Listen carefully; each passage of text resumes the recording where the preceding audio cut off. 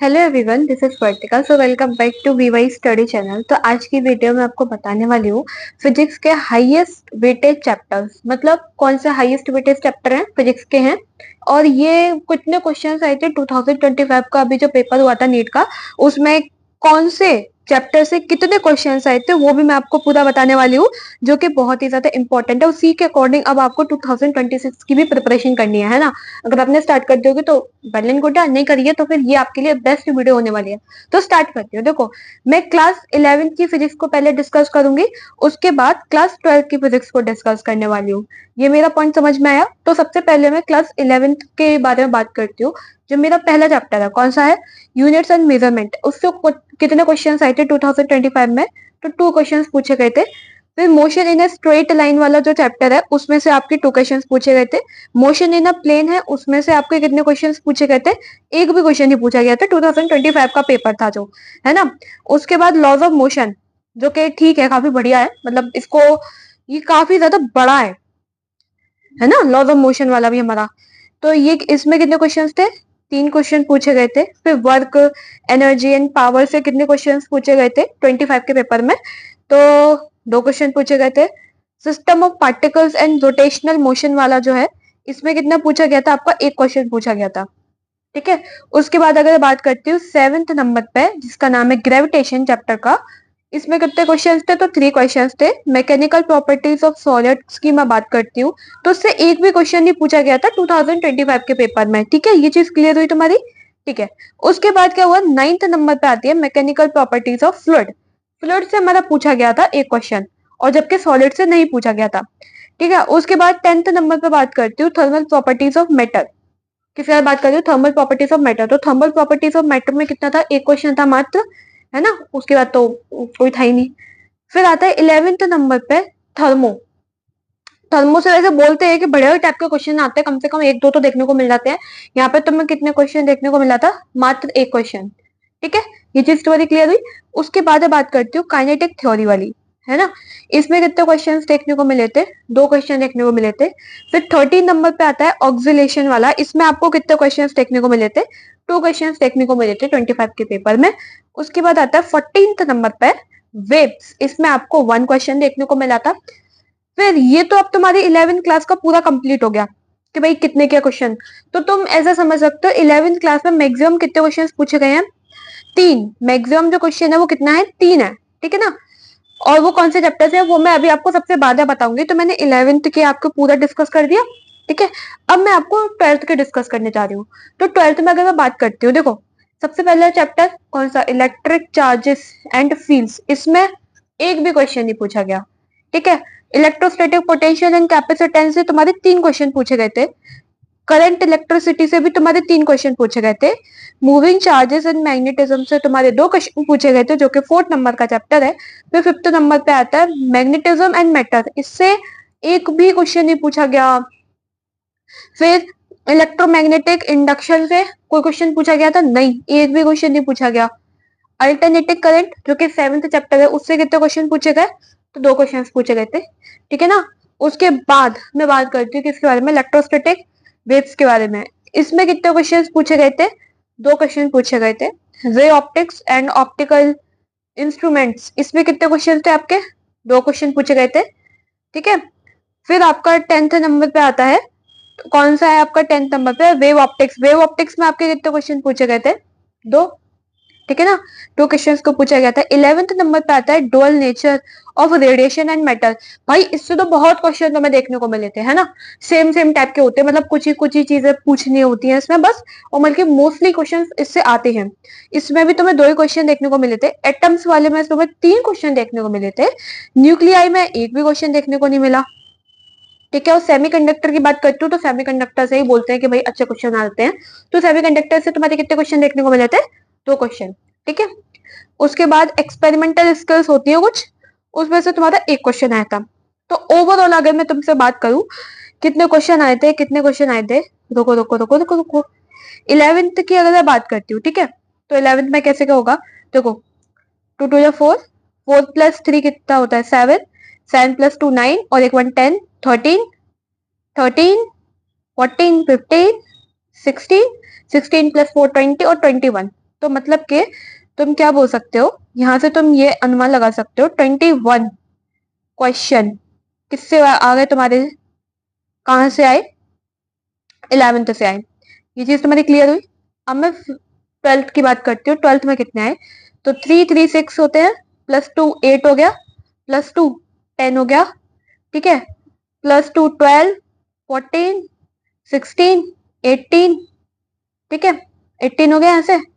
फिर 18 +3 कितना होता है, 20 21 21 +2 23 एंड देन 24, कितना है तुम्हारे यहाँ पे, यहाँ पे तुम बोल सकते हो 24 क्वेश्चन पूछे गए तुमसे।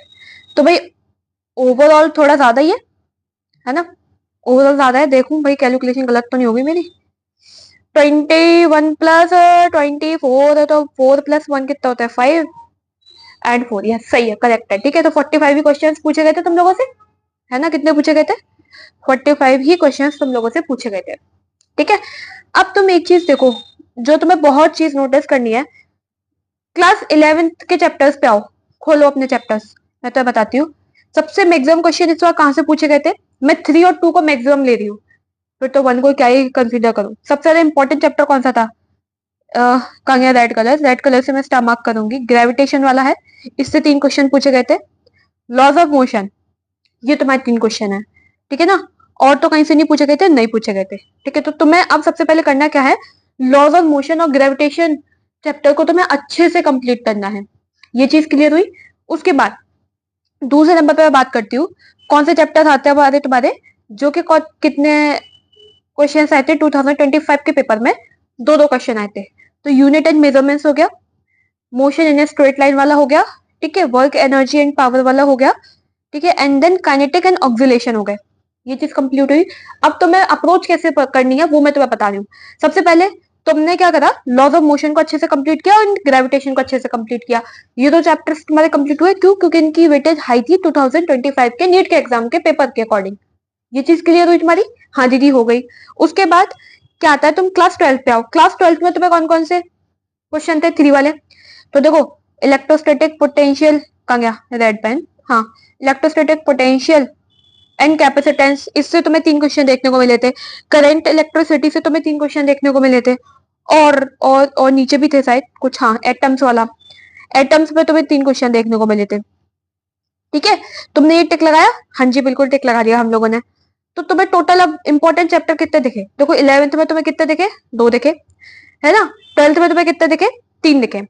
अब ये तो मैंने बोला था थर्ड वाले, अब थर्ड एंड सेकंड को तुम्हें इंपॉर्टेंट मानना है, थर्ड और सेकंड को तुम्हें क्या मानना है, इंपॉर्टेंट। थर्ड और सेकंड में क्या बोल रही हूँ, जहाँ पे 3 क्वेश्चन पूछे गए थे और जहाँ पे 2 क्वेश्चन पूछे गए थे, उनको तुम्हें इंपॉर्टेंट भी मानना है। तो 3 और 2 को करना है। अब देखो 3 और 2 में कौन सा आता है, 11th में तुम जाओ तो यूनिट्स एंड मेजरमेंट्स आ गई तुम्हारी, मोशन इन स्ट्रेट लाइन वाला आ गया chapter, work energy and power आ गया, एंड देन काइनेटिक थ्योरी वाला चैप्टर तुम्हारा आ गया, एंड ऑक्सिलेशन वाला आ गया, ठीक है। कितने हो गए आप टोटल चैप्टर, काउंट करो, 1 2 3 4 5 5 6 7, तो 7 चैप्टर तुम्हारे इंपॉर्टेंट है क्लास 11th में। मेरी बात ध्यान से सुनो, हर चैप्टर इंपॉर्टेंट है, लेकिन मैं वो चैप्टर बता रही हूँ जो 2025 के नीट के एग्जाम में जो जिनसे ज्यादा क्वेश्चंस पूछे गए थे। कितने चैप्टर है वो, अभी भी मैंने बताए थे कितने, 7।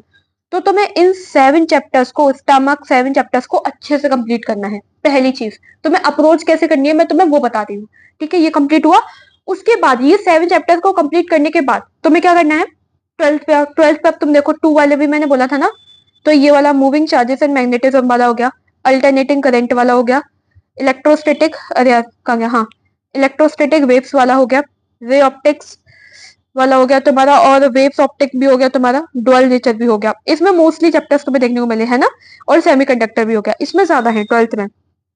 12th में कितने तुम्हें देखने को मिलेंगे, तो तुम देखो 1 2 3, ठीक है, 4 5 6 7 8 9 10, ठीक है। तो टोटल यहाँ पे तुम्हें कितने देखने को मिले, 10। कितने चैप्टर देखने को मिले, 10 चैप्टर्स, जो कि इंपॉर्टेंट है, मतलब 3 और 2 क्वेश्चन आ रहे हैं। तो तुम्हें करना क्या है, पहले इनको कंप्लीट करना है, उसके बाद तुम आओ लेस इंपॉर्टेंट। मैंने हमेशा बोला है एक ट्रिक को अपनाओ जब भी तुम्हें करना है, कि हाई इंपॉर्टेंट से लेके लेस इंपॉर्टेंट तक आओ, मतलब high weightage to low weightage, जिसमें सबसे हाई क्वेश्चन पूछा गया है वहां से लेके लो वेटेज पे आओ।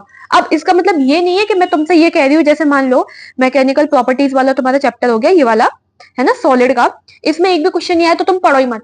मैंने क्या बोला, हर चैप्टर इंपॉर्टेंट है, पर अप्रोच तुम ऐसे करो कि सबसे पहले जो मोर इंपॉर्टेंट चैप्टर है वो तुम्हारे कवर हो जाए जल्दी, है ना। उसके बाद जो इंपॉर्टेंट नहीं है उनको भी तुम्हें कवर करना है, क्योंकि एक आध क्वेश्चन आ गया फिर तुम क्या करोगे, मक्खियां थोड़ी मारोगे वहां पे बैठ के, तो उसके लिए भी तो तुम्हें सॉल्व ही करने पड़ेंगे ना क्वेश्चंस को। तो इसीलिए मैं बता रही हूँ मैं, ठीक है ना। तो ये मत सोचना कि जो दीदी जो 0 0 मार्क्स वाले हम उन्हें करेंगे नहीं, उन्हें करना है तुम्हें, लेकिन तुम्हें करना कैसे है, सबसे बाद में करना है, ठीक है। करना क्या है तुम्हें, सबसे बाद में करना है। अब जो बच्चे ड्रॉपर्स होंगे उन्हें मालूम होगा कि कौन सा चैप्टर में क्या है, पूरा सब कुछ उन्हें पता होगा, है ना। या जिन बच्चों ने अभी तक मोस्टली सारी चीजें पढ़ ली होंगी यूट्यूब के थ्रू, किसके थ्रू, उन्हें सब पता होगा कैसे क्या चैप्टर तुम्हारा चल रहा है। और जो बच्चे अभी क्लास 12 के साथ कंटिन्यू कर रहे हैं वो तो तुम अपने कंटिन्यू करो, अपने उसका एल्गोरिदम मत तोड़ना कि पता चले स्कूल में कोई और चैप्टर चल रहा है और तुम कर कोई और रहे हो, नहीं, एक ही सा चैप्टर चलाओ, चाहे तुम्हारा कोचिंग से कराए चाहे तुम्हें स्कूल में कराए, सबको सेम चलाओ। एक ही नोट्स रखो, अपने 10 10 नोट्स बांटने की जरूरत नहीं है, ठीक है, चाहे तुम्हारा कोई भी चैप्टर हो, ठीक है ना। तो I hope you like this video. मैंने हमेशा बोला है high weightage to low weightage की तरफ जाना। तो that's it for today's video, मिलते हैं नेक्स्ट वीडियो की तरफ, तब तक के लिए बाय। और हाँ, अच्छे से प्रिपेयर करते रहना। तो ये हो गई मेरी पूरी फिजिक्स के हाईएस्ट वेटेज की चैप्टर की लिस्ट, वो भी 2025 के टेस्ट के अकॉर्डिंग, ठीक है। तब तक के लिए बाय, मिलते हैं नेक्स्ट वीडियो में, है ना। अगर आपको केमिस्ट्री की चाहिए कि भाई दीदी केमिस्ट्री की भी कर दो, तो कमेंट सेक्शन में बोलना दीदी हमें केमिस्ट्री की भी चाहिए, तो मैं केमिस्ट्री का भी प्रोवाइड करूंगी आपको, ठीक है ना। तो तब तक के लिए बाय।